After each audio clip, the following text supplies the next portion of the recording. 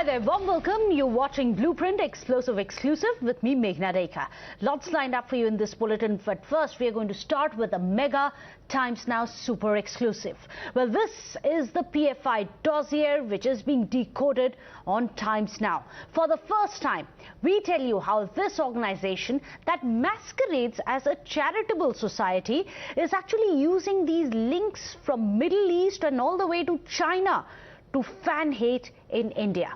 Well, so far you have heard of the PFI's hand in unrest across the country, from Uttar Pradesh to Assam to Karnataka to Kerala.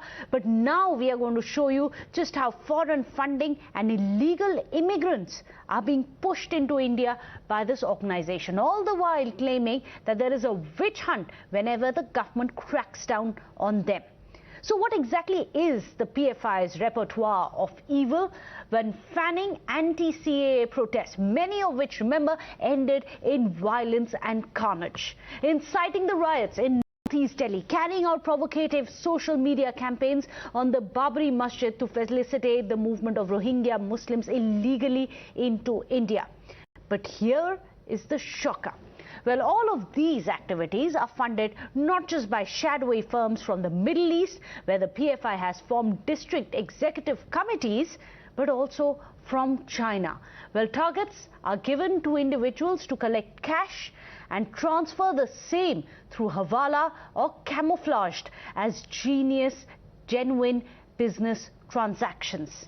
In fact, take two examples for starters that we are getting for you here on Times Now exclusively. Meet K.A. Rao Sharif. He is a PFI member and a National General Secretary of the Campus Front. So he's an official of the CFI. He received 1 crore rupees in the name of mask trading. Now, Rao was an employee of the Race International that has about 4 directors. You can see him there on your screens. Now, 2 of these directors are Chinese and 2 of them are NRIs from Kerala. Rao visited China during 2019 and 2020. There he received funds in his Indian bank account, and it is this fashion that Chinese funds were routed into India to spread the unrest that we have seen amidst several such instances across the length and breadth of the country, adding to the chorus to ban the radical organization. Let me go across to Bhavtosh, who's joining us, our senior editor, who's getting us this mega exclusive, trying to decode for us the entire nefarious web. Bhavtosh, you must explain to us, considering the kind of equation that India shares with China, its aggressive expansionist policies, and how India has been standing up to the dragon. In the midst of it all, here you have an organization operating from India, masquerading as a humanitarian organization, how it's actually routing this money, funds from China into India to stir unrest. Meghna, PFI and its sister concerns always claim that they are into it's a social organization, it's a political organization, but the investigation that has been carried out by the Enforcement Directorate clearly showed that the organization is involved in subversive activity. Now, yesterday Times Now had broken the story that ED had attached assets worth at least 68 lakh rupees, 59 lakh rupees were that of PFI directly, and 9 lakh rupees were of its sister concern, Rehab Foundation of India. Now you have details of 2 supplementary charge sheets that were filed by the Enforcement Directorate in a court in Lucknow, and the details are in fact very disturbing, that the main functionaries of PFI are directly involved in money laundering. In fact, as you rightly said, that K.M. Rao, as an employee of a company, had links with China, and he in fact had gone to China in 2019 and 2020 to receive funds which were then given into Indian bank accounts. Now, it has also mentioned that another person, Kaleem Pasha, had received around 5 lakh rupees from a Chinese company. Now, Pasha is someone who is involved in Bangalore riots of 2020. He has been investigated by NIA. Now, further investigation that has been done by the Enforcement Directorate is that 600 domestic contributors to PFI bank accounts are of suspicious antecedents, and further investigation have revealed that a beneficiary of money that was coming from abroad were also of doubtful integrity. But what is more shocking is that PFI, which claims to carry out social work, is something which is very dubious. That Ansar, one of the person who has been arrested by UPATS, he had also received money in his bank account from PFI.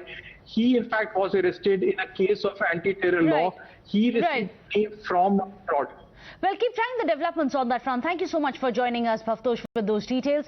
Meanwhile, Times Now's confronted PFI about these allegations. They, however, have dismissed them all as being fake and baseless.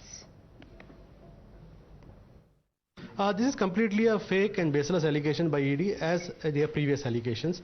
So this is nothing but misuse of power. The ED is basically used as a pawn, as a tool by the BJP government to target Popular Front, and not just Popular Front of India. You might see that any opposition leader, opposition party, NGO or any organization that is speaking against the BJP, you might have seen that it was the same ED that had said in 2020 that Popular Front received 120 crores, and many news channels covered it for many days. Even now some people are quoting it, but the same ED now comes and says it's 60 crore in 13 years. So ED itself has proved previously it lied to the media, lied to the people of the country, and this 60 crore what they're talking about, the deposits, basically it's for over 13 years, okay, and it's quite normal.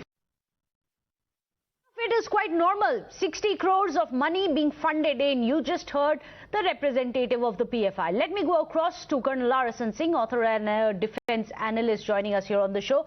Mujibur Rahman, a lawyer, is also here on the show. My first question to you, Mr. Mujibur Rahman, after the details which are now emerging, and you just heard the PFI member themselves saying there's merely 60 crore rupees which have been coming in, details of how money is being routed from China to fan unrest in India, will you still call PFI a victim of the witch hunt of central agencies as they show themselves to be?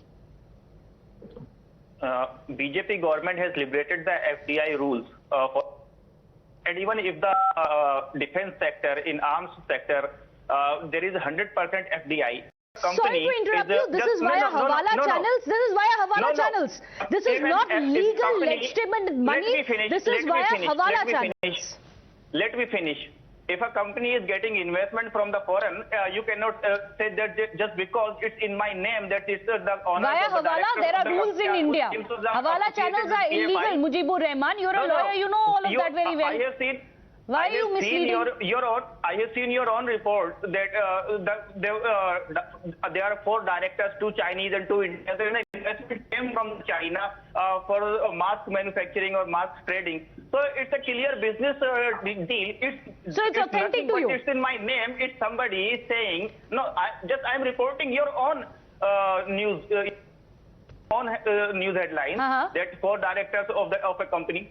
So yes. If they are associated with any social organization, you can't selectively quote a news report. Mr. Mujibur Rahman, you can't selectively quote a news report.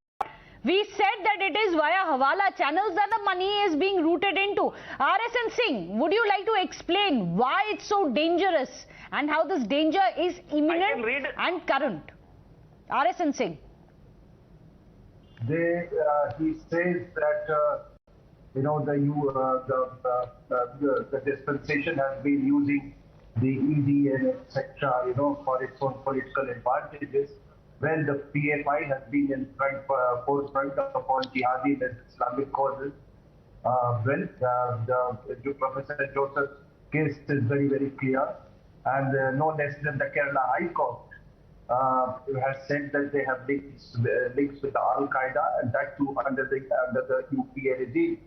Now, yes, I agree that you can get investment from everywhere, but these shameless fellows, they have no qualms about the treatment of Uyghur Muslims in China. Right. You ask this gentleman. You don't know who I think. Absolutely. When you ask him, he will not condemn Chinese treatment of Uyghur. So and actually there are those who are coming out and saying what's wrong with it. What's wrong with it is what they are asking when you have funds from China being pumped into India to spread unrest. Thank you so much, Colonel Arasan Singh as well as Mujibur Rahman for joining us. This is one of our top focus stories here on Times Now. For the time being, however, let's move on in the bulletin. Tell you